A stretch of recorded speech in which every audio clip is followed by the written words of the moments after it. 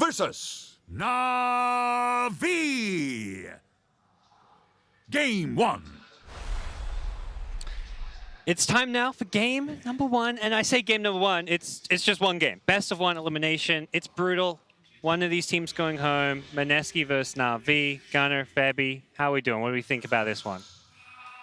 Feeling good. I got the chance to cast a lot of Na'Vi games with Febby. Yep. They had some strats they like to run a lot more than others. They picked a lot of Razor. Other teams didn't pick Razor. They picked a lot of AA, Axe, and Earthspirit. I think their Earthspirit player is phenomenal. I think that's kind of one of the heroes to look out for, and that player in particular.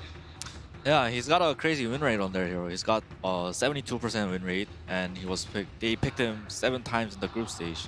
Was their most picked hero, so they definitely trust him with that hero. Well, some of these other heroes that you have to look out for being banned out here as we help ourselves into the draft. Is there a clear favorite coming in, Febby? We were talking about this a bit before coming on. Is this even? Is there one of the teams that has an edge? I think Mineski on their highs played the better quality of Dota, so Okay. yeah, but I don't know. It's pretty close. It's BO1. Like it comes down to nerves a lot. Like these BO1s, like whoever plays without pressure the most. And I don't know. I think these teams are pretty neck to neck. Like they're pretty even. Mineski did play a higher quality of Dota from what I've seen, but it's all about nerves and pressure. So Mineski banned 2 of Na'Vi's kind of heroes like we talked about. They banned Tree. Yep. And they banned Razor in the first phase. So Na'Vi's going to have to kind of change up their draft a little. The AA is still in the pool. I think their AA, they played around it really well. His laning was a little weaker on that hero. He would go, 0-2, 0-3 in the early game, but he hit level 6 at a decent time with the 10-minute tome, and he just crushed the whole game. His AOs were on point, so I think that kind of hero is what we're looking for. Yeah, if the Wraith King is not banned, I think Mineski wants to pick that hero up. That hero has been working wonders for Mineski. It can push out lanes pretty well. They got a pretty high win rate on that hero. Here we go. Comfortable with it. Earthspirit, though. You mentioned the win rate. Best of 1. You stick with your comfort hero. 72% win rate it was. And Zayat's, he kind of is the player to watch with Na'Vi. Yeah, he controls the whole early game and the whole mid game and even the late game. Yeah, so he's the stand-up player. We watched it. He played with an Alchemist. He just covered him the whole game. He even got an Ags at one point from the Alch. And he saved his Alch 3 times with the Ags. I'm kind of worried about it because usually they pick him with some damage, and right now, with AA of course, and right now it's Warlock or Earthspirit. Sure, the team fight's gonna be insane, but the kind of pickoffs at the silence that Zayak usually makes, it's not gonna happen. They're gonna mainly go for team fights this one. The other small concern already is the Shadow Demon, and Mineski in the former Shadow Demon has a save. So if he kind of rolls on this core, he tries to silence, burst it. If they get disrupted, maybe he gets a BKB off, maybe they turn the fight, so that could be a little scary. What is it about the Warlock that we're suddenly seeing this? Because you guys were talking about the AA pick, which has normally been Na'Vi's first 2 pick for their support. Why do you think Warlock comes out? I think in these, like, especially lower brackets and like BO1s and like the big stages too, Dota kind of changes. It's all about team fight because you're playing under such pressure, there tends to be mistakes. So like if you're on a lineup that kind of falls out or like that's on a timer, then you are even on more pressure, so I think that's why they aim for the Warlock. They just want better team fight. And we're kind of maybe expecting this to go later game, see lots of those like late game Roshan fights where someone like Warlock can offer a lot, I imagine. It also helps their laning. If they want to pick kind of a weaker carry, he has, Shadow Word, he could kind of sustain the lane a little better. Something like Ogre even, since he has Ignite and he has Fireball, so he's going to deal a lot of damage to the carry if it's a 3. The Warlock's going to kind of offset the imbalance in that lane. Yeah, so Ogre has been picked for Mineski. Most of the times it has been played by KP on position 3, but sometimes they do put it on Raging Potato, position 4. I think it should be a position 3 this game though, because if those 2 are supports, they're just 2 single targets. So I think we're going to see some team fight hero from Raging Potato, maybe an Invoker. The interesting ban from Na'Vi is the Lifestealer. I thought that they could have kind of thought about the Lifestealer for themselves. It is a little concerning with the Shadow Demon's ult, but they have a good vehicle in the Earthspirit, and I think it lanes well against the Ogre, so it's kind of surprising that they're banning their own Lifestealer. Guess they must have something else in mind, at least as far as the carry goes, if they're going to be banning it out.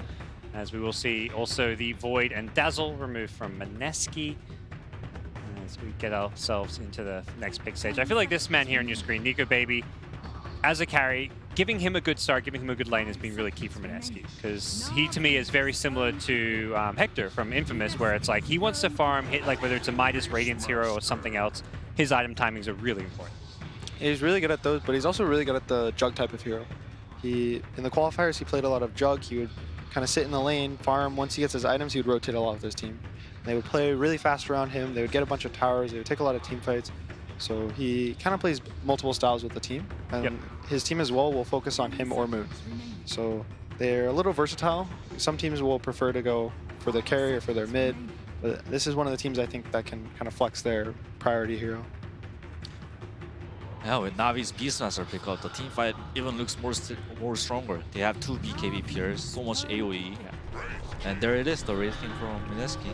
It's one of Nico's favorite carry heroes. Something Na'Vi must have expected, because it is one of Mineski's most picked heroes so far. I think they had like a pretty high 75-80% win rate on it over like 5 games maybe. And Na'Vi instantly picks Sven. Yeah, I think they did their homeworks. Maybe they were kind of baiting the pick.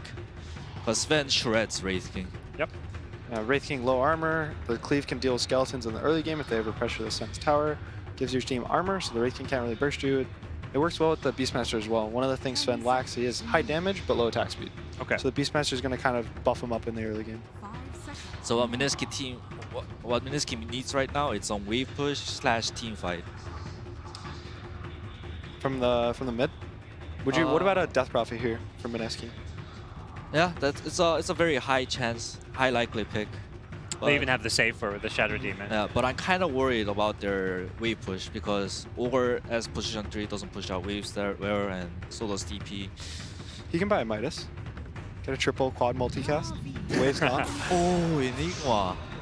That's a KP team fight Enigma hero. for sure. That's a KP Enigma. You think BO1 KP's playing out the Enigma? Yeah, like I said before, he wants, like in these BO1s, you want to go out with your best hero if you're going out. So I think rather than being the correct pick, they're looking at like their most confident hero. But I'm not so sure if this was the pick, because there's a lot of Enigma counters. Yeah, they have 2 heroes that deal with Black Hole, BKB Black Hole. Warlock, Beastmaster War. There's a lot of stuff. And like, I don't know. But the way we may see it played is going to be more momentum-based, where you get the fast either Helm, Mech, Greaves, get those team-fight items and push with your team. Yeah. Play around your catapults. So how to play against the Warlock with Enigma is you just go team-fight items. You don't go you don't itemize to use Black Hole ever, because this Warlock's just going to AFK in the backlines. Then you want to be somewhat useful in the front line by providing team-fight items. Yep. I could see Mineski doing an aggro tri-lane against the Sven. You put the Enigma versus the Beastmaster, and you can convert his boar off cooldown. Kind of gives this really nice lane for you. If you have a sentry, kill a Hawk. And then the Sven, I think, will suffer. The Warlock, once he's sustained lanes where you just Shadow Word your carry, the lane gets slowed down, you both heal up, you free tangos up, basically. But in an aggro tri-lane, you're going to 100-0 someone with those heroes. Fire Blast, Wraith King stun, Disruption. Yep. I think it's a little scary for Na'Vi right now. I played with Mushi time to time, and he prioritizes wave pushing a lot. So I'll be kind of surprised if we're not seeing like Lina, TA, like these kind of wave pushers. One hero Moon plays, Tinker.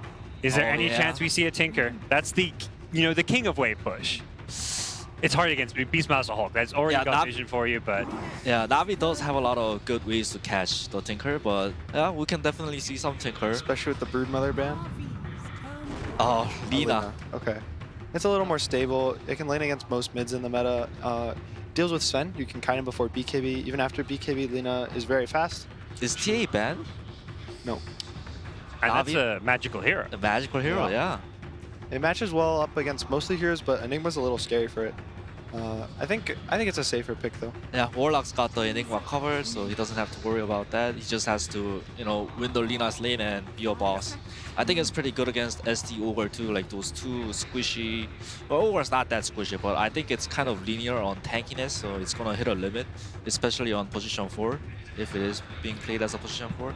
As much as it feels like maybe they should ban TA, you see they ban Brood, and you're like, well, yeah, you don't want to get 10-pick Brood in a BO1 elimination match, so it makes sense, you pick the lesser of the 2 evils maybe, assuming they even pick TA. Well, Mag seems like very confident right now, the Navi's coach, so. Oh, this is another Navi special sniper. It is pretty good against Lina too.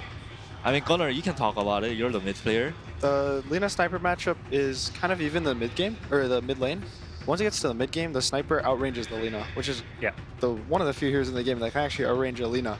So you have this kind of out exterior fighter range where she'll try to stun range you, but you know, her Laguna and her Aether Lens, these kind of things, they're not even far enough to hit the sniper with Dragon Lance and max attack range or take aim. From what it feels like, Navi seems to have the better draft. How Mineski has to play this is with better vision, I think. They have to fight not with the Hawk and just fight under their ward.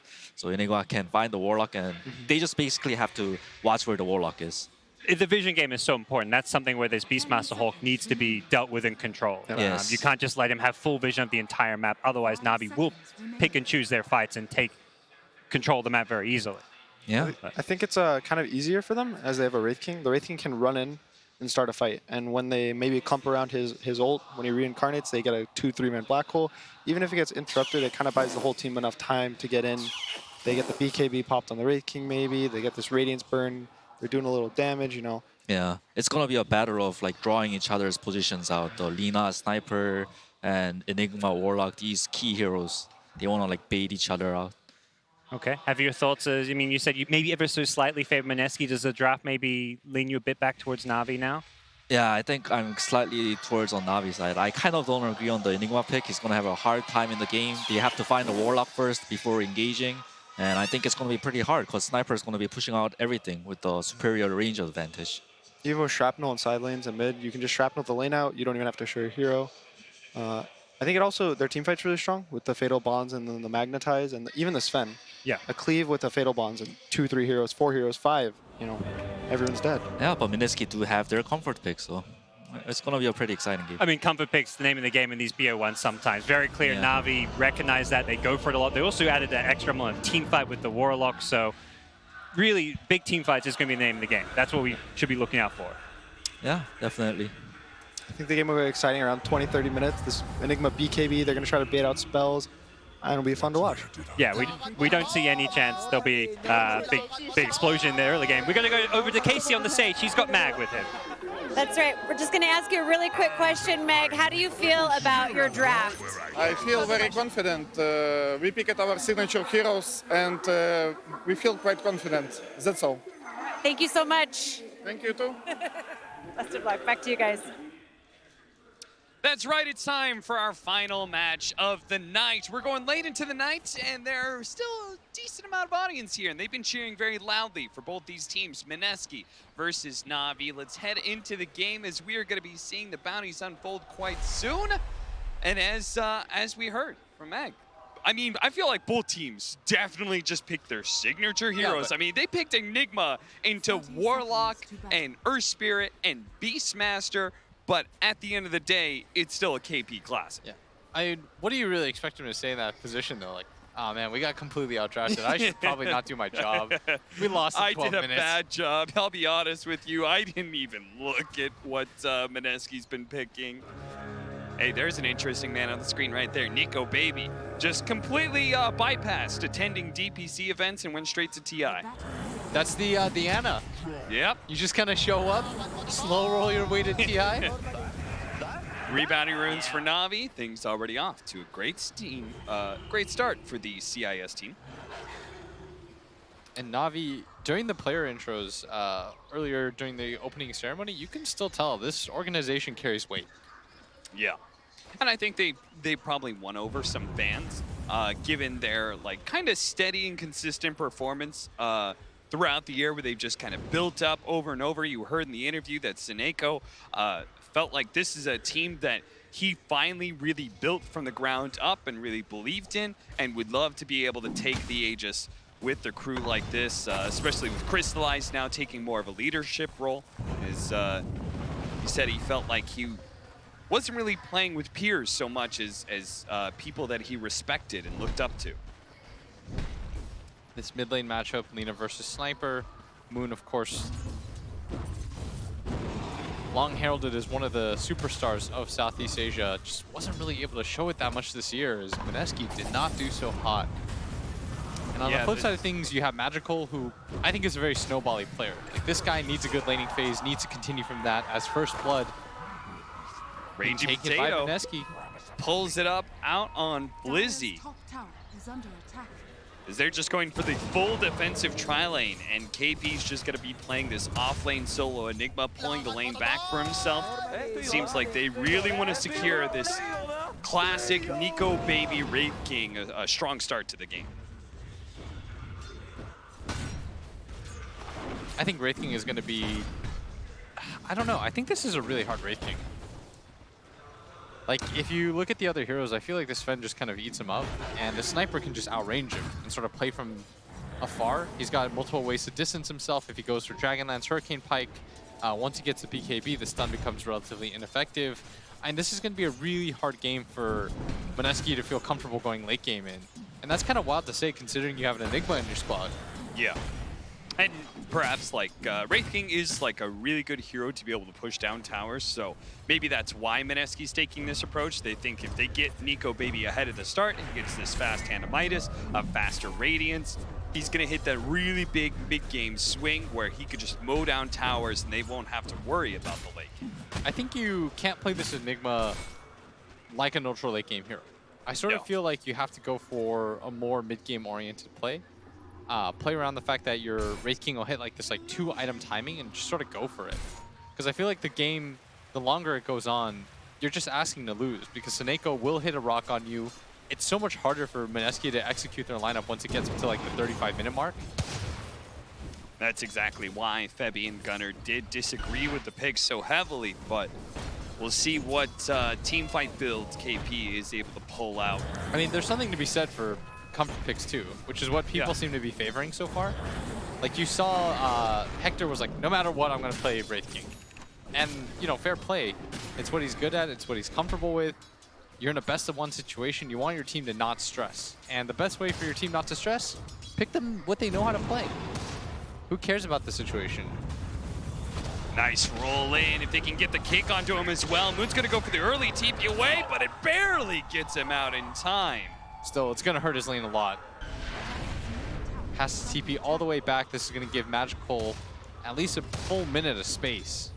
Well, don't worry. Old Ninja Boogie is going to trundle along as the Ogre Magi and collect what little of the gold and experience he can while the Lina is away. But this is the matchup that Gunnar said was supposed to be relatively even, but eventually the sniper does prove to be superior just because of his range.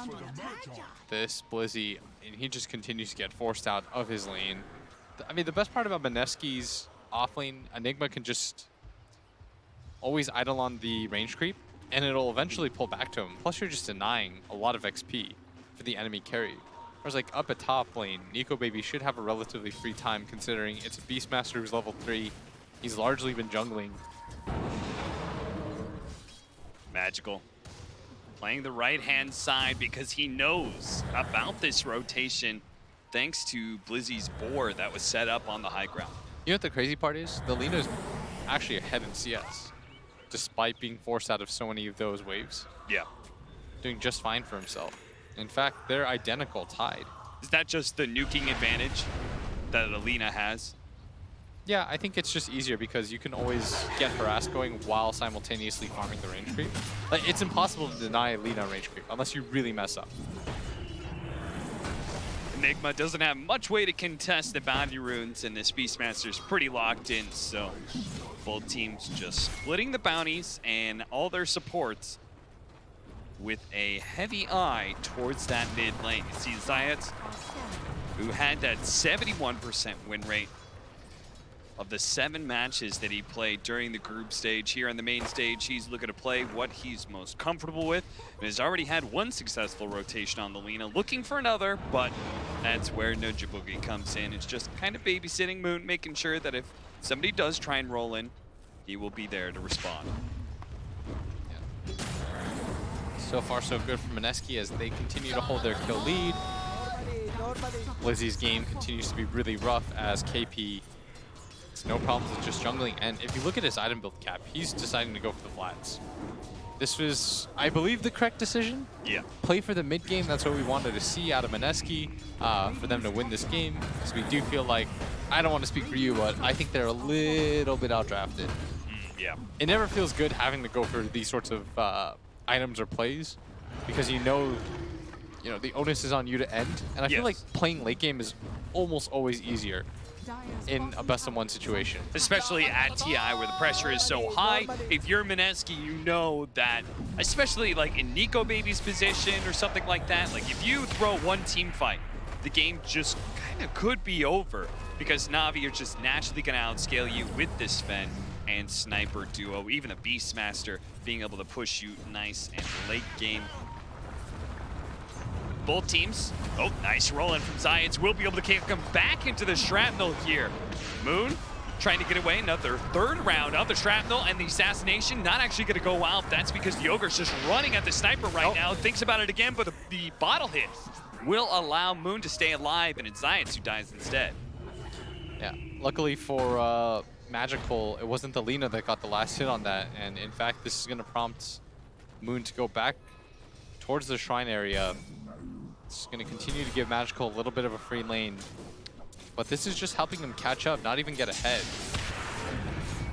Bottom lane. They are going to be able to catch KP. They say this Enigma has been farming a bit too long, as he's been spending about half his time in lane, the other half inside of the jungle. While the smoke up came in from Mineski. They smoked up about the same time that Lina went for the shrine, and Raging Potato's just running for it.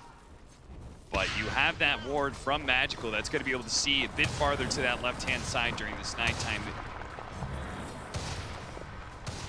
And he quickly gets out of the way of that gank. On the upside, though, Nico Baby is still top CS. And so all that defensive tri-lane space has warranted a very farm carry that's really trying to pressure this tower. And if they can actually kill Blizzy, it would be fantastic for them. But Blizzy just positioned a little bit too passive for Nico Baby to be able to threaten him past that Great Fire Blast. And instead, it's all about the early objective. Nico Baby has had pretty much nobody in his lane half the time. They're going to try again here, but the TP coming out. Quickly giving it up as Seneko shows up to give Blizzy a helping hand. KP just about to complete the Vlads. Wonder if somebody rotates in terms so they could finally start to pressure the tower in this bottom lane area. I think that's why the Wraith King is trying so hard to take this offlane tower, right? Is that he feels like, once I do this and I build up the skeletons again, I'm gonna go bottom lane, we're gonna take that tower down, we're gonna start pressuring the tier 2. Let's take these objectives early. But look at the stack that's going on right now. Raging Potato, 5 stacks of poison, does get a last hit on all of the weaker creeps there, but leaves the rest at half health for the Beastmaster to potentially clean up. He's still gonna try and get it with more Shadow Poisons, just gonna expend his entire mana pool, if possible. And that's gonna be a decent amount of farm for him. He's now level 5. And Zayats, he's gonna go mid, soak up the rest of the XP, try to catch up in levels. And Raging Potato, like you said, doing just fine for himself. He's gonna farm this jungle area with Moon. He'll get his level 6 no problem, but Zayats, I mean, with nobody in this mid lane, in fact, both sides are just He's gonna gonna go for the kill here. It actually pushes the Lina away, and from a distance, they're gonna try and poke at Raging Potato and see if they can bring him down. The Shadow Word is not gonna come with the damage fast enough. He will TP to the fountain to safety, and that'll be Mineski picking up a large share of bounty runes there, 3 of the 4. And you see Raging Potato, he's already got Arcane Boots almost as the Aether Lens. His position seems just fine. That damn tower is still alive. Blizzy, Seneko, they're just doing a really good job making sure to pull the creep wave off. Nico Baby, I'm sure, is saying this is the final hurrah with the skeletons and the second round of the catapults. They're just gonna go for it. Yeah. The only downside about pushing a tower like this, Cap, into the enemy offlane is, simply put, you're giving up free XP. Yeah. It's really easy nowadays. You can just Fatal Bonds and run away. And it's going to keep the tower relatively healthy, and this is going to allow Seneko, I mean, he's going to grab the tome anyways, but he would get it pretty soon after without use of it. An interesting idea from Nico Baby, just spotting the skeletons to push that in. The catapult will get the damage on the tower, but he's going to rotate down to bottom, where he thinks Na'Vi is going to try and show up for a fight, and he would be right, but can they actually punish them? As they get spotted, Raging Potato is going to be able to get the disruption if needed to stop the Earth Spirit rollaway, but it's just not. They have too many stuns here. Mineski do manage to get that kill with the Siege Wagon still alive. They can keep going. If they want, they can try for a tier 2 here, where Na'Vi, a little bit slower to go for because of that skeleton push. They're going to try and go and mirror. I sort of feel like giving up this tier 2 tower, though, is a mistake. We talked about how Na'Vi needs to keep pace. Like, even though you have the late game secured, you can't allow Mineski this sort of win condition. Like, this is the best chance for Mineski to have, which is why Magical makes his way down towards bottom. He stops his farm in the jungle to deal with this. I think this is the right idea. Don't just demonstrate that you're willing to give up towers for free. On the downside, Mineski just gonna outmaneuver Na'Vi right here. Yeah, I really like this maneuver. Getting this mid-tier 1 tower, guys, is even more important than taking that tier 2 tower at bottom, just for the purposes of controlling that jungle area. And the more jungle area you control, the better it is for heroes like Wraith King and Enigma, right? Because they thrive off of open access to jungle areas through the Eidolons and the skeletons. Mineski are not shying away from protecting their own jungle as well, but maybe that's where Na'Vi strikes here. Ninja Boogie, he's in position here. He's going to try and kill the Hawk. A healthy bit of experience for any support that's a bit lacking, but positioning himself to be able to break the smoke and may not even die for it. And sure enough, they're a bit scared to dive this tier 2. They're going to try and go for it now, but Science really wants to go for that back line. He wants to stop Moon, but now Moon's going to turn and quickly kill him as they tried far too hard to make that action happen. Mineski were well aware of what was happening there, I think. I think Na'Vi right now is just sort of getting red around the map. Like, anywhere they seem to go towards that top lane push, they're sort of getting corralled. Magical makes his way down towards bottom. Moon is already directing his team to come towards mid to take that tower. These are just clean, crisp maneuvers, and Na'Vi, I mean, they're going to run into the problem where their lineup, yes, they can go into the late game just fine, but if Mineski just sort of deny them the overall like big 5-on-5 team fight, and they just sort of outplay them and outmaneuver them and get these minor pickoffs, they will eventually be able to snowball. And Nico Baby's gonna hit this really nice Radiance timing where they can fight behind, and they can back him up with the disruption. Like, things are not looking all that grim for them. And Mineski has like a very solid 20-minute timer where with the Radiance and the Lina who's coming online about that point, especially with all the team fight items flowing in from the Enigma, they are actually going to be really strong in the 5-man in their own right, where Navi's line up all 3 of their cores are going to need a little bit more time. Yeah, Nico Baby, he's going to be Primal Roared here. He does have Reincarnation. This is very heavy commitment from Na'Vi, so that's going to be the first life. But now Mineski is here. They're going to be able to throw out the Purge on his Science, Soul Catcher as well. They're going to drop the golem, trying to finish off Nico Baby in his second life. He gets to the high ground, disruption now coming in from behind. Moon and Ninja Boogie, a pair to be able to follow up on the Earth Spirit. Now Magical as well, who's dead. He just tries to lay out as much damage on Lina as possible. Even the golem coming in for a helping hand. But Mineski easily routing Na'Vi once again. And that was the buyback too from Zayats. I think he assumed that the fight would continue. We saw what happened in the last game. If you go on this Wraith King, he just respawns, guys. That is what his ultimate does, yes. This is a PSA for Na'Vi. Yeah. And for Keen, because I genuinely, at this point, don't know if they know that, because that's twice now that they try to make that play, and they're going to get gone on. There's no ultimates on the side of Na'Vi. Science got to be careful here. Does manage to get a really good silence. Look at that ultimate. Oh, Na'Vi, they can turn things around, especially with that Fatal Plunge that take damage over time. They've already finished up the Lina. Raging Potato's just going to die to the assassination of Magical, and Ninja Boogie gets cleaned up as well. They challenge for bounties, and this time, Mineski gets shut down rapidly. And if Mineski, conversely, is going to make a play like that, they need to have more heroes there. Yeah. They still have the black hole. You at least need to threaten that. Going 3 men into the high ground with no vision seems just a little bit scary. Nice recovery from Na'Vi. Counted them out a second too late. But still, that was such a head-scratcher of a fight they took. Absolutely. I mean, the fact that they still had Golem, they still had all their ultimates up, and Mineski didn't have Reincarnation. It's pretty obvious that Nico Baby wouldn't want top, to fight KP? there. Now KP, he's going to drop the black hole, yes, and he will hold him there for a while, but a Primal Roar finishes him off. Crystallize, oh, a multicast on him with Lina here as well. Laguna Blade cuts him down. Now he's going to be able to get the Yule Scepter LSA onto Sineko as well. Call it a twofer for Moon as he managed to help get 2 of those kills. Blizzy, possibly a third, but it's just hidden away in the trees here. By the way, I think you can make that play if you took the mid tower. This is why the mid tower is so important. But Wraith King, he just got immediate support. In that situation up at top lane though, Na'Vi, they just overstayed their welcome. And that seems like it's sort of the story of this game so far. It's whoever overstays their welcome just sort of gets wrecked. Both teams being a little bit sloppy. And Mineski wants to win the last fight, but the Golem is coming back up for the Warlock. They should not feel like they are that much stronger. A very even game, it seems. 5-8, 17 minutes in with a 2,000 net worth lead for Mineski, but they do have the faster lineup. And they do have that Midas plus Radiance on the Wraith King. Denied tower. Once again, the tier 2 was denied by Moon. Now it's Blizzy's turn to deny the tier 1. And for Nico, baby, you want this game to sort of reset for yourself just a little bit at least. And he's 0-0-3. He feels like he's done a perfectly adequate job. Things seem fine.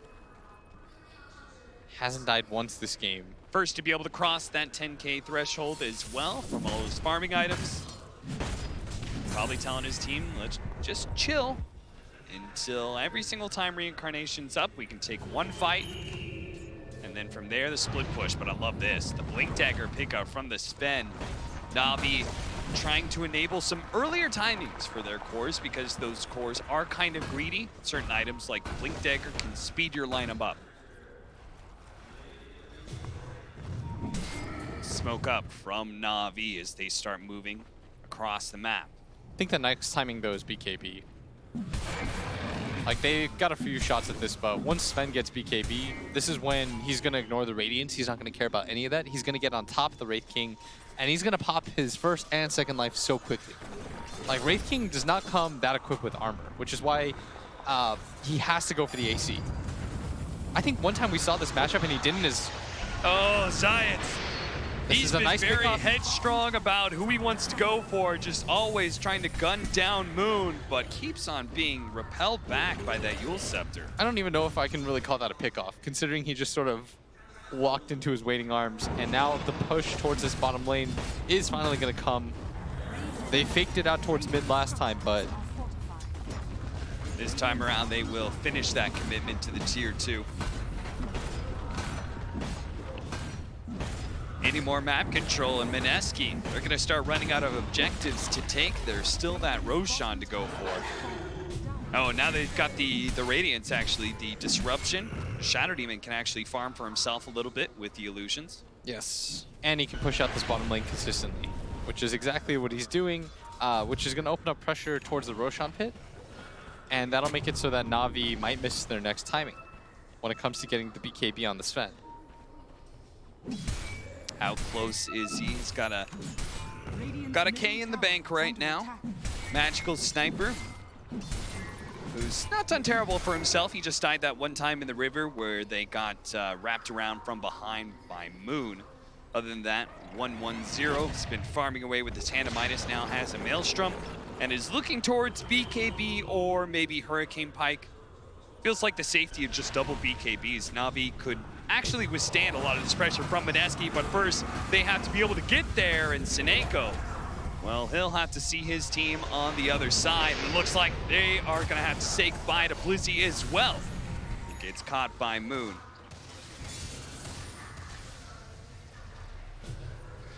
Two more heroes being fed away by Na'Vi, but similar to the previous game, I mean, sometimes you have to throw away heroes for space. And the most important hero in the game is still going to be Magical, who he wants his team to buy him time. He's got a Midas, he's got a Maelstrom, clearly wants to drag this game out, extend the range of the game too for himself. And their team fight is set up very well to protect him. Yes. So all the damage items he has right now, that could be full beneficial. I mean, the best part is that he's got Warlock Rock. That's the if you're a core player, Warlock Rock is the best just as a defensive fight resetter. Yeah.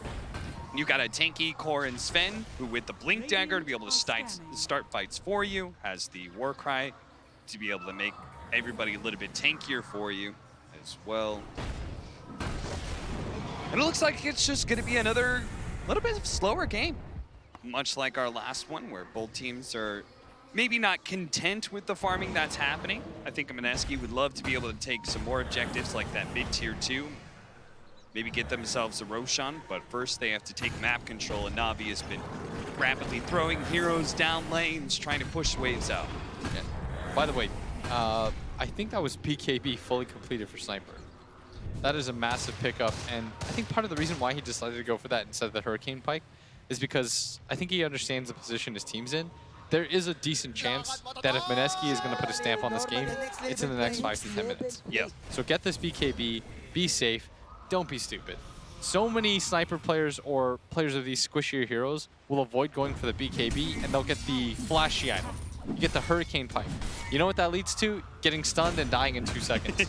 You get disrupted by the Aetherland Shadow Demon, follow-up stun on the Lina, all of a sudden all your net worth, highest in the game, useless.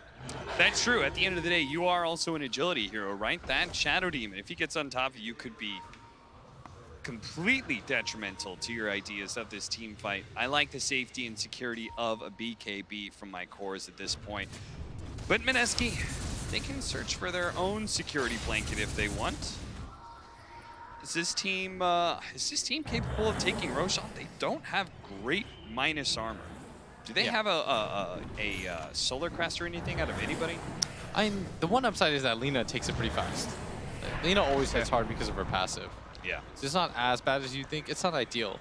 In the previous game, we saw that they had a TA and they had I think they had a Solar Crest. So they were able to take it so fast. Yeah. But Mineski, I didn't do a terrible job of taking it. I'm a little bit concerned that Mineski just backed up to their own jungle right now. You feel like they should still be trying to play Yeah, aggressive? you're just letting Na'Vi control the triangle. You're letting the Sven farm out some of the safer areas that are outside of the triangle as well, pushing out mid, taking some of the farm on the right side of the mid lane as well. I don't know, who knows? Maybe the Wraith King plus Lina can carry this. Remember we saw earlier in the year, we saw like a Wraith King go Echo Saber. That's right, that was Ajit at the summit. He was against a Sven, and he went Echo Saber after his Radiance. And then he just got 2-shot every time because he didn't have an AC.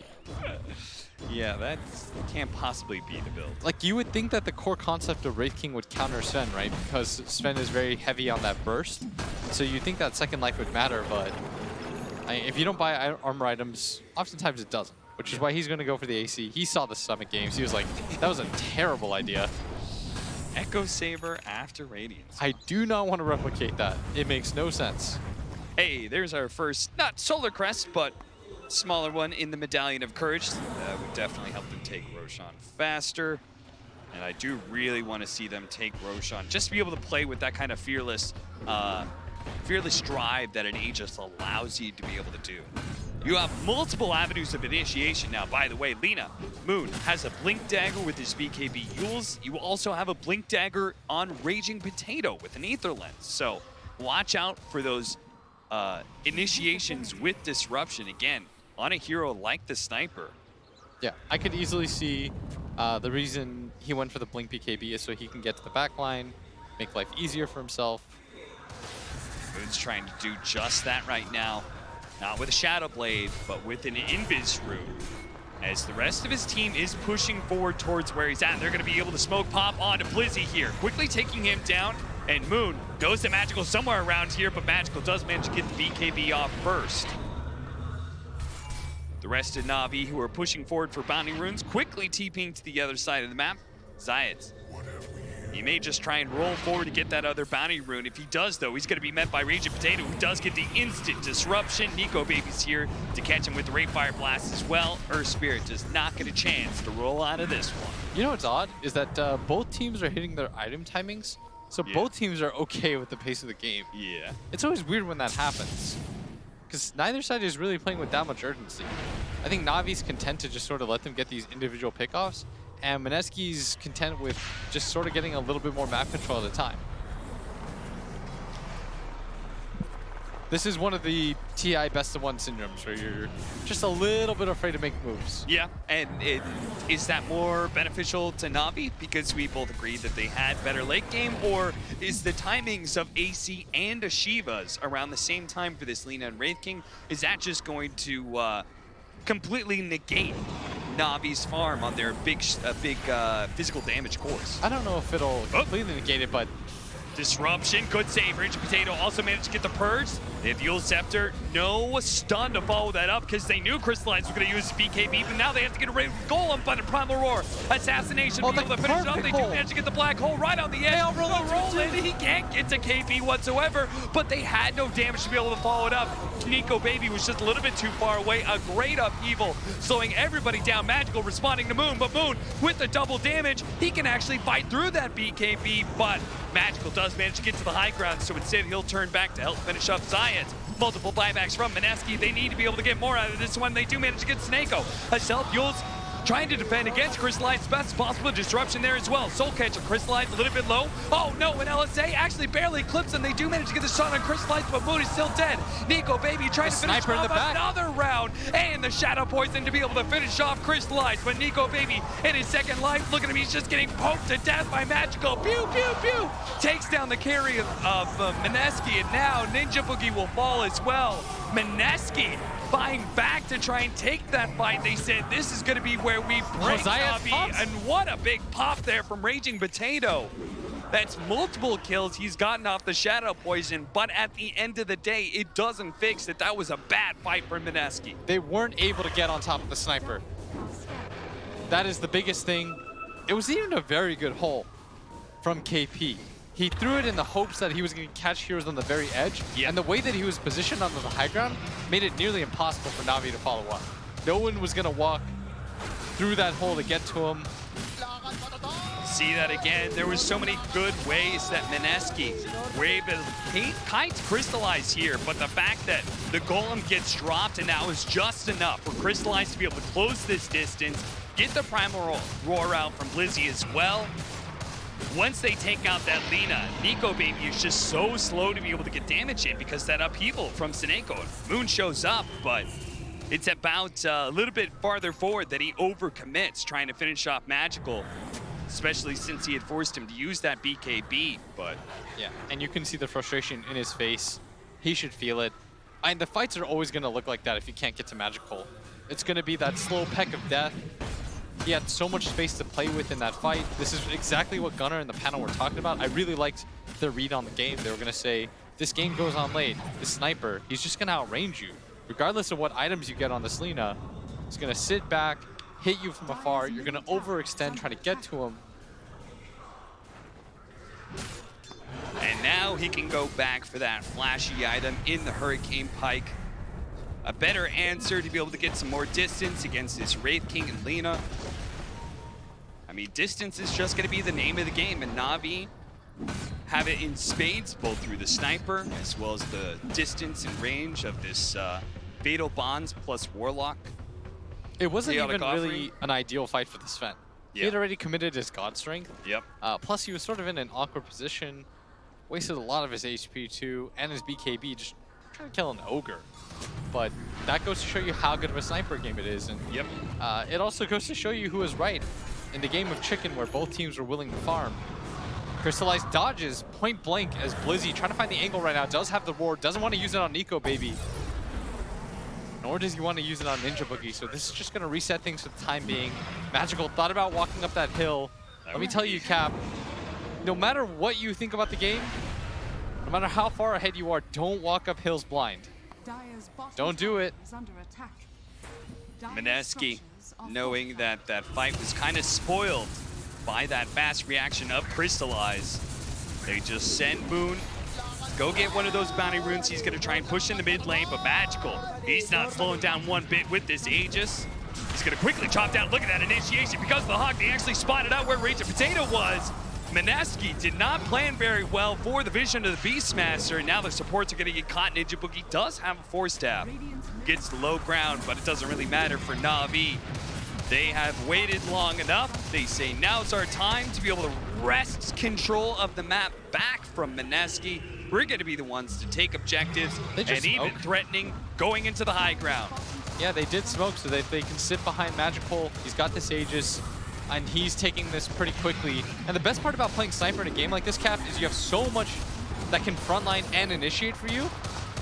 And I mean, just look at the way he's just chopping down this tier 3 solo between pressing. interbees. They're gonna force look at that that, mid. the aggressive force step. Does manage to get him up into the high ground, but there's the golem drop. It's gonna be Ninja Boogie down first. Nico Baby in the back line. They do have the black hole. It's Cancel. quickly canceled by the assassination, and that's 3 dead of Mineski with no buyback. That's why they were so loath to take a fight. But when it finally comes to them from Na'Vi, Mineski quickly gets wiped, and that could just be it without buybacks. And this was our concern and the panel's concern. If you throw out the hole like that and it doesn't completely change the course of the fight, your hero's gonna feel way too slow. Oh, Might decide look to at go for that. bots. They know there's no buyback. Yep. Nobody bought back, and there's no hole even if they had it. They've got Aegis, they've got the Solar Crescent Sniper, Na'Vi, they've got everything up. They're daring Mineski to do something about it. Mineski, though, only need a few more seconds to be able to get there. You gotta Will fight Na'Vi overextend themselves on the throne. We'll have to see as they make the initiation on Blizzy. Trying to finish him off, not quite enough. So now they have to deal with a Sniper who's trying to hit that throne right now. It is going to be Blizzy down from the Laguna Blade. They're going to be able to catch the Sniper as well. As forced to use his BKB. That's the Aegis. He won't have the Magic Immunity in his second life. This is trouble for Na'Vi. They're going to have to leave Magical behind. They took the tier 4s down. But did they just throw away so much of the game? They just gave away a wicked 6 streak to Nico Baby. It depends on what you can do with it right now for Mineski. There's no bounty runes to go for, which is unfortunate for them, but there is a mid tower for them to go for. You have to claim some real estate back on the map. It's still only a 3k gold lead for Na'Vi, but you can see how impossible the fights feel when Na'Vi aren't just diving their base to try to end the game. What is, Zion's got 8 more seconds for his TP. So they'll probably just have to give up this tier 2 for sure. Yes. But and Na'Vi, at what point do you commit the buyback to defend this high ground? You probably don't. You really don't want to in this position. You just say, okay, if they take it, if they have the power to take it, just call it 1 lane of barracks, that's good. They're going to fight 4-on-5, and since Mineski used buybacks for that defense, they don't want to overextend, but Nico Baby's taking this so quickly. We're seeing the power of the Solar Crest here, and they might just trade racks. The upheaval is about to fade away, so if Mineski want to, they They're can chipping start at this. retreating This as is a- soon as they finish up this melee barracks. I can't believe they just traded racks like that. Mineski, they just sort of went for it, and Na'Vi weren't prepared to fight. Na'Vi really don't want to let Mineski be able to get away for free, especially with a sniper up in 2 seconds time, but Mineski, a clean escape. And the gold lead has been just cut almost completely. Even with the Aegis, if the sniper's in that bad of a position, if you overextend to try to end the base like that, Yep. you're going to get caught out. They are going to get on top of you. What's really helped so far is his team's able to frontline and get so far ahead of him that he can just kind of choose his fight. But there wasn't a lot of open ground for his team to cover. It was either where they were or the fountain. 10 minutes go, Mineski, we're up by almost 7,500 net worth. Just a minute or two ago, it was Na'Vi up by 5K, and now we find ourselves in a dead even game. In this best of 1, the last series of the night, both teams feeling the pressure of TI building up, and some of the cracks have begun to show. Yeah, and Na'Vi gonna do the smart thing, try to reset the game for themselves, take the shrine, but Mineski is just doing the exact same thing. And they have taken full advantage of the fact that Na'Vi did go for that ill-advised fight, trying to end the game right there. They could have been happy with just taking the racks, but felt like they sensed blood, The sensed buybacks. weakness. They may not have it on Nico Baby, but the rest of the team could be getting their buyback soon. They do have BKB, an Aghanim Scepter for the Lina. That's such a big pickup on her. This is your sniper killer at this point. Yeah. I mean, when he's only sitting at 1,800 HP, having a nuke like that, half his HP just through the pure damage of the Laguna Blade, will certainly do a lot for Moon if he can get there. Rage of Potato actually has his own. Look at him. He's got the level 20 talent, and he's got his building towards axe. that Aghanim Scepter. He could buy it right now But I think he's waiting till he has enough to be able to hold on to buyback as well.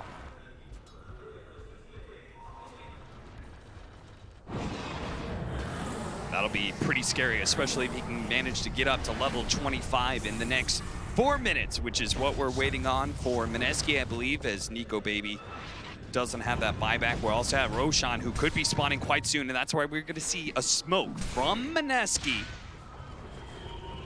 See if they can find their opening, find their window. They want to continue to play aggressively on the map, continue to take for more.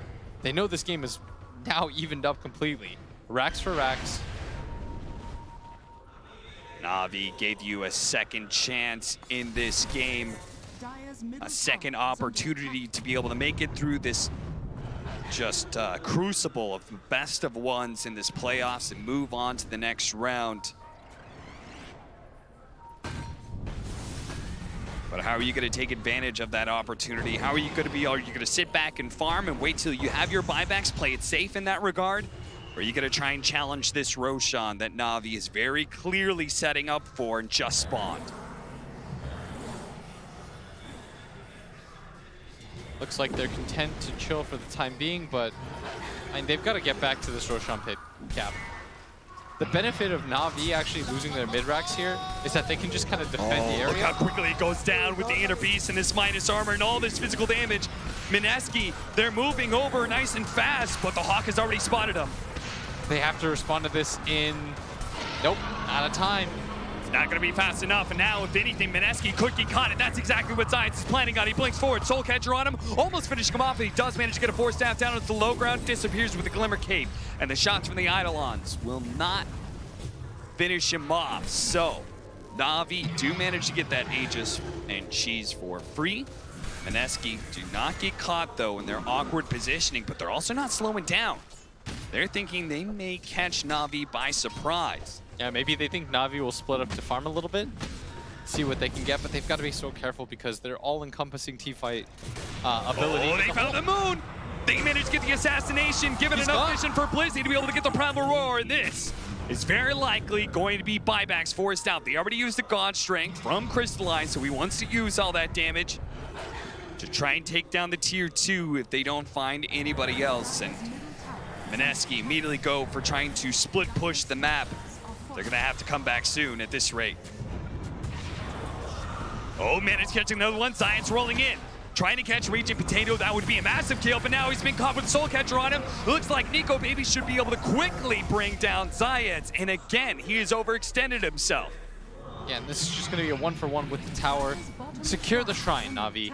This is the right move for them to take. There's no other tower that they should be pushing with Moon in a position to come for the buyback. Especially with the level 25 coming in for Crystallize, as well as an Assault Cuirass. That is a massive upgrade. Yeah, plus he doesn't have his ulti. It's fine. Just chill out. It's the onus is entirely on Mineski. Yeah, and to be able to find a way out of this game. I still think this is a very hard game for them, but it does feel like they're making very good decisions. They're being aggressive on the map. They're trying to take fights even when the enemy's going for an Aegis because they know that they're sort of on a timer. Like, they're still playing with that sense of urgency. Yeah. I just sort of feel like it might have been a little bit too greedy with some of their picks. Yeah. They still can do it, though. I mean, the best part about this Enigma is all it takes is one. That is true. Speaking of that one, KP, Mech, Blink Dagger, Midas, Solar Crest, Vlad's, and is going to be working towards a refresher. That may just be what Mineski needs to be able to turn this game around. Let the Black Hole get canceled, the first one, by the Chaotic Offering, and surprise them with a second one. It's the Roar on top of that, though. That's the problem. That's true. And they've got long-range silences. I think Sniper, what talent did he go for on 20? He decided to go for the Assassinate cast time. I love that talent. When you need quick cancels, he's almost never going to get caught by the hole, just based on pure positioning. So being able to cancel it himself on top of that is so important. And KP also isn't going to go for a BKB or anything like that, it looks like. So they've got multiple ways to cancel the cap from range, from distance, with no commitment, without having to expend the rock at this point. Tell you, Blitz, it has been a long opening day as we are closing in at midnight here in Shanghai, and I can't imagine how the players are feeling right now. 41 minutes in a best of one, elimination on the line. You've worked so hard to be able to get here. Na'Vi, they've worked all year long to be able to get here, while Mineski have had plenty of shakeups. Nico Baby charging up into the high ground. One of the few heroes that can ignore the high ground rule and just face tank. But Na'Vi, they chose not to take that fight around the Wraith King. They're instead going to push into the top lane. Let Magical start laying down that damage onto the tier 3. And this is what led them to getting Rex in the first place at bottom. Got the disruption, but now Raging Potato in some trouble. He do manage to get the force staff away, slowing down the Sven, but they're going to use the Primal Roar as well. He does have buyback, and with this heavy commitment coming out from Na'Vi, they need to be able to get outside of the base, back to safety, but Nico Baby just won't let him. He's going to stay on top of Crystallize now. The BKB is already used, and Magical's at half health as well. He's going to go for Seneko, but that will summon a fresh golem. Mineski need to be careful with this one. There's the golem with the Fatal Bonds as well. Nico Baby tied up to Moon. Doesn't care though. Keeps on marching forward. Does manage to get the stun. A follow-up stun as well on the Magical, but Moon has been forced away. A blink back now from Nico Baby, but Science sees that opportunity to be able to slow down the heroes. If he's they gone managed down. to finish up the Enigma as well. The roll in from Science managed to nail the Wraith King, but dodge another stun with the disruption. Moon, now he's the one who seeks weakness as he blinks forward, but Science has already rolled a little bit too far away for the Gold Scepter. Same goes for Raging Potato, who does manage to get the Purge, but there is a roll away from Science. As they see the buyback from KP, Na'Vi is on full retreat, and Mineski is on the hunt, but they can't seem to find anybody. Not yet anyway. 4 seconds for a blink up for Nico Baby. He's got a blind blink in over and over and over again, but Na'Vi are just too damn fast. They will not be caught by Nico Baby. They will just give up their shrine and say, that's fine with us. Force another buyback. All right, so 2 things about that fight. One was the initiation into the base, all inning for the SD. Yes. Not really sure what that was all about. Yeah, I was like, do they know he doesn't have buyback or something? That was a curious one. And then I saw he died, and he did have buyback. I mean, it is important for him to die. He's got the Aghanim Scepter, Yes. reset on the disruption, but Yes. not so much for diving behind that base, using your cheese, because part of what happens is you force your sniper out of position going for this play. Yeah. Secondly, it was KP. He was in the trees at the top area, and then he just got caught out and died. Yep. Maybe if he has Black Hole, or if he's able to catch the back line, he can get some sort of hole for his team, but just got caught out before he was in any position to do so. I was very surprised that Nico Baby gave up on that chase and Yeah. turns towards Seneko. When he had Magical, he could just keep running at Magical in that place, and Magical wouldn't be able to turn around like he did later. And you can see KP hiding in that top area. Ends up getting caught. Just, you know, this is his signature Enigma, but hasn't had the impact that we've seen in the past. Yes, not at all, but it is a very hard Enigma game. When you're staring down a rock plus roar plus the assassinate. But at the same time, you chose to pick that hero into these. There's no way that KP said no to this hero, and they picked it anyway. He had confidence he would be able to pull something, some sort of rabbit out of the hat against these hard counters. There's so many hard counters, Cap. Everybody lot comes of them. equipped with a stun or a way to cancel it on the side of Na'Vi. It's not even like they have an all melee lineup either. Oh, Science. It's going to be stunned up. Almost certainly Blade died. just to make sure, and an instant buyback coming out. Na'Vi, they really want to take this fight right now. It seems like it with a buyback coming out from Science. They think there's something wrong with Mineski's position, that they can win the engagement, but Mineski, they played it pretty cautious. Yeah, just for a second it looked like Mineski had stepped forward a little bit too far as they take back the gold lead. I mean, they've been in a pretty even position this game, despite what we talked about being such large issues for them. And they've actually got some sick upgrades coming their way. If they can get to level 25 for Raging Potato, I mean, this is not what I expected was Raging Potato carrying this game. Yeah, he's got the 30 XP talent. 30% XP considering how farmed he is quite a lot. Yeah. And on top of that, you can tell, by the way, he needs some sort of defensive item with how hard Na'Vi goes in on him. I mean, they popped the Sven BKB, they wasted their Aegis timing just to be able to try to kill him once. knowing full well there was a very good possibility that he had the buyback. And if you take a look at Magical's build, he's largely topped out. I don't know if you replace any of those items. Maybe you can keep slotting in and out treads. Yeah. But aside from that, he sort of hit his point. Yeah, looks like he wants to keep his shreds. He's going to go for the Moon Shard instead. Poison after poison. Zayat sitting up is actually going to be able to get the push in. Two-man stun because of that, but the Abyssal Blade out onto it with the Soul Catcher as well. That's a lot of damage, but will they have enough to be able to finish him up? They will. That is good enough. They need to get out now. On his second life is going to be able to look for more. Zayat is going to be caught with the Ult Scepter. Sniper's actually fighting this one. That's crazy talk. Magical sitting in the trees, but that's because Blizzy is going to be able to lock down Nico, baby. Nico, baby, they need to be able to save him here with the Solar Crest. He's getting away. Magical one last shot, stepping forward. This is crazy. He wants this kill so badly. He's willing to put his body on the line to get it, but it doesn't happen. Mineski reset, and Nico Baby will have his reincarnation up again for the next fight. And these are some wild fights that Na'Vi are taking, or opting to take.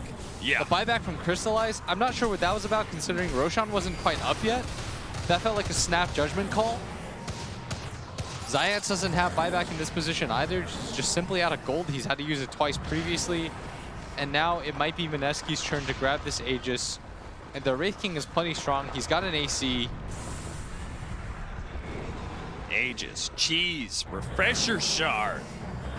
I'm sure KP would love to have a third black hole to throw in the mix.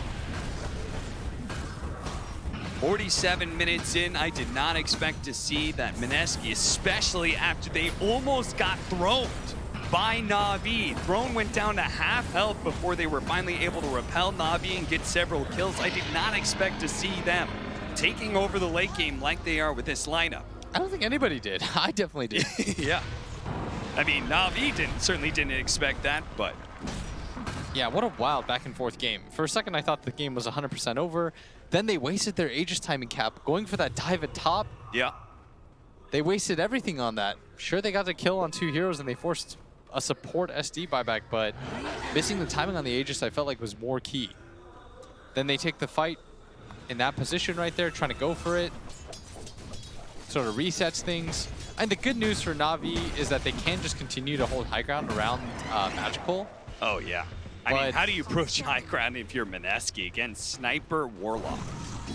But the downside is it felt like they were able to fight for so long and now they just can't. Yeah. And Mineski is... I mean, Raging Potato is so annoying to them.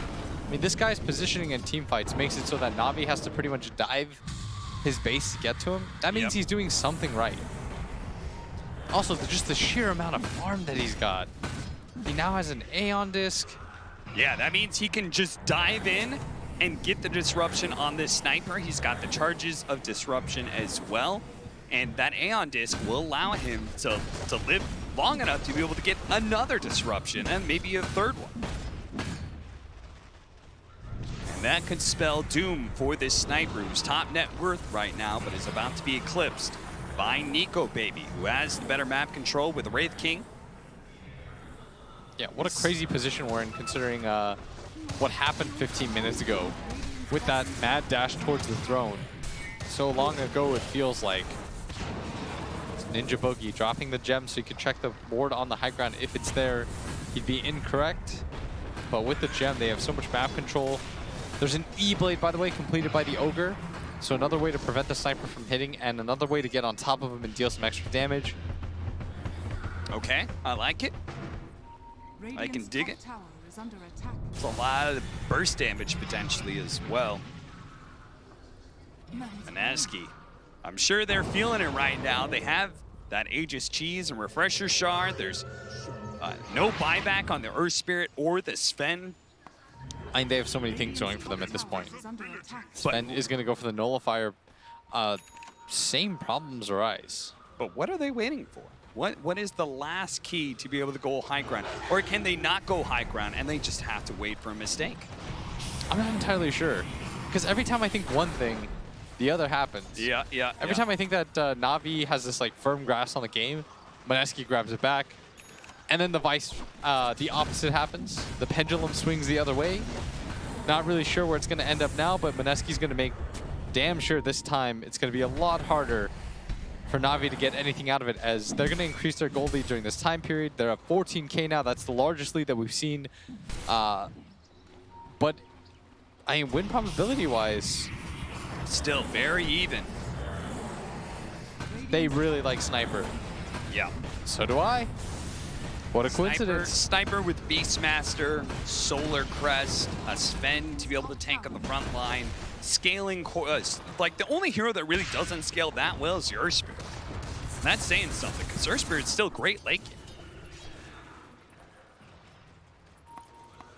Mineski do manage to at least take out that tier 2 in top lane with this time, so they can actually go for Megas once they do decide to go for the high ground, but first, they have to address this bottom lane. With their throne exposed, they cannot afford any silly positioning errors. They cannot allow Na'Vi a quick trip inside their base. Yes, that is the scary part for them. If they lose a fight, one core hero doesn't have buyback, throne is always an option for them, even if they get mega creeped. Having tier 4s alive against that mad dash against megas is so important. Yeah. Because it allows you to make decisions around that. It's like, oh, we can wait it out to the last second. Once they overcommit trying to take our tier 4 towers, we can go for buyback. There are plays to be made around that. Yeah, how many teams have you seen that have like tried to formulate a throne defense and underestimated how fast the damage was going to come in once the tier 4s died and the damage started hitting throne? I mean, that's what happened in the, funny enough, coincidentally, the Na'Vi versus Infamous series. Yep. Game number 2, where they just didn't think about it fast enough, and all of a sudden Na'Vi they sort of won. It took like 2 seconds, but they did it. Na'Vi, is this the time to push out? They still have a minute and a half on the Sven's buyback, but maybe that's exactly why they can go smoke out, see if they can catch Mineski by surprise. I mean, the worst hero that they would run into is the hero that they are currently running into. But Ninja Boogie gonna evade this as well, connect to the rest of his team, be smart. They're going to push out that bottom lane, knowing that that kind of threat will keep Mineski away from the Na'Vi base. Yeah, you gotta keep him honest. You gotta go for some sort of maneuvers once in a while. Yeah. If you make no sorts of plays like this, all that happens is you get hemmed inside your base and you march slowly towards that death. Yeah. 14K becomes 18K like it already has. And next thing you know, especially with late game Dota right now, oh, Na'Vi. What are they doing here? Are they trying to do some sort of slick play? I have no idea. I mean, they're around here. I mean, they went for the hot cooldown. So They're hoping that Moon all comes about back. the vision right now. Yeah, they're hoping that Moon comes back. Tries to deal with this wave. Yeah, and he's here. Can they make the jump? They're going to be able to get the Primal Roar, see if they can burst him down real quick, and they've got him.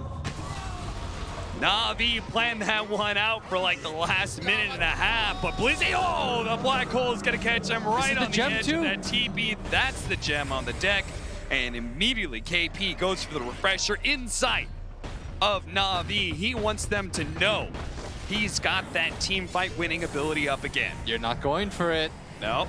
He says by the time this refresher's back up, this is a new sort of sand timer. Moonshard for Magical. Looks like he wants to go back for Scotty. Is also thinking about maybe a Blink Dagger would help him against all these Blink Daggers of Mineski. Trying to counterplay that idea. Shadow Blade for the Enigma. It's a cute concept, but I'm not sure if it does too much. Yeah.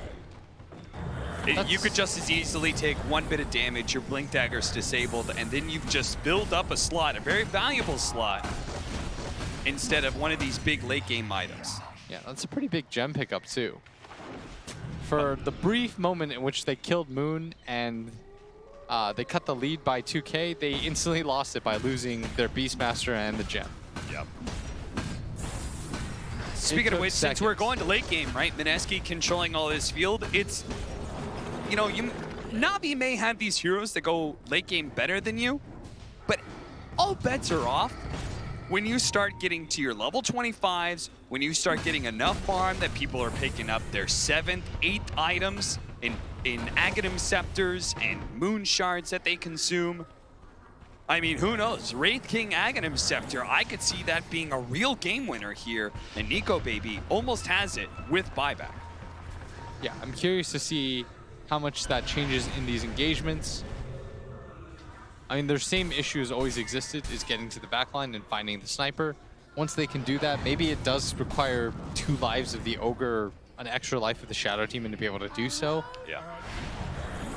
Who knows? And You know their what's lineup is crazy? scaling a lot better than I expected, by the way. Yeah. They I are. definitely misread how well they could get to this point. Like, I once mean- it got to like 56 minutes, Yeah.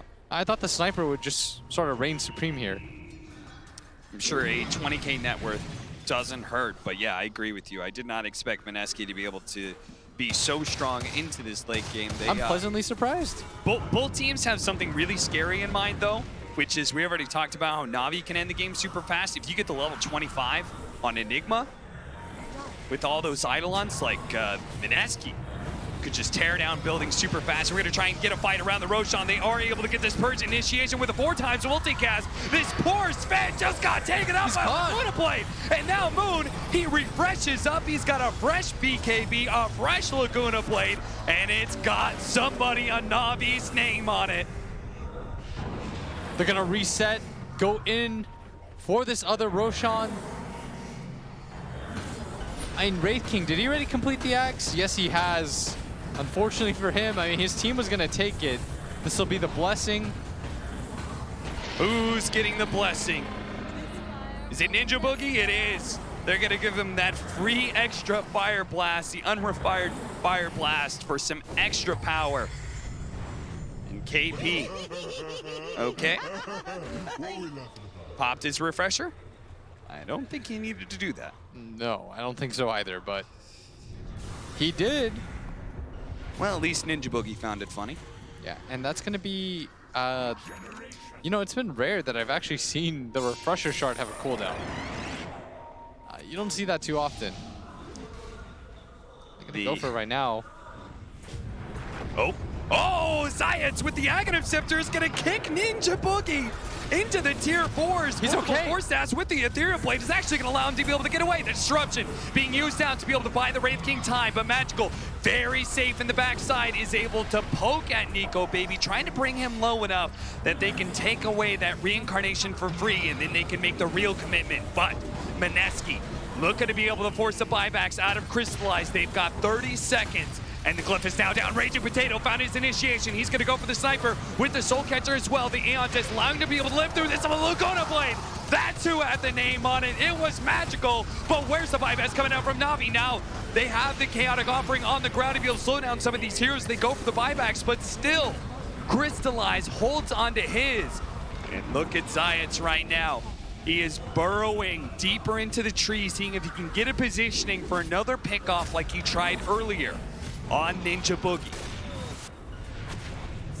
Mineski still really healthy. Looks like they want to continue to go for it. But in fact, they're going to back out, reset for at least half a beat. They want to make sure that there is no opportunity. Mineski being very disciplined here, saying Na'Vi, they're getting desperate right now. They're using buybacks. They are on the precipice. They are on the brink of losing this game. Don't give them the opening by letting them TP, mass TP to bottom lane and go for throne. Push that out with the Eidolons. Make sure we have our early detection system up and running. And they are choking them out on the map. I mean, what a turnaround from what this game looked like Now they half found an their hour opening ago. once again. They're going to be able to force out the BKB on Blizzy. Blizzy trying to stay alive is going to be saved by the Earth Spirit. Zayat pulls him back, and that is just enough. No! It hits. The last flame from Moon gets another one, another buyback out of Top Na'Vi. lane, Nico Baby, he's daring them. He's saying, I've got 2 lives. Do something about this. Crystallize, he's the only one with 2 lives on the side of Na'Vi. Where's he going to make his jump? Rage of Potato, he'll always find the jump first. He's going to be able to get disruption on the sniper once again. He is going to be saved, though. Look at by him just Ninja run Boogie. from the shot supports. comes out from the assassination. They're going to give up Megas here. Is Mineski going to go all the way for the throne? They jump to the back line. They do manage to get Seneko. Seneko with the Chaotic Offering. He's dead. He doesn't get off the goals. Now the tier 4s are falling, and Na'Vi are going to have to take the 4 versus 5 with no buybacks. Look How at this. can They're do going this? for the base. They roll in. It looks like Mineski, they're actually just just trying to go for the throne as quick as possible. Mineski is there to be able to respond. The throne is dying. Na'Vi crystallizing, can't hold it in time. The Rainfire Blast will stop it. And it looks like Mineski, they've got it in the bag. They'll finish up the throne while simultaneously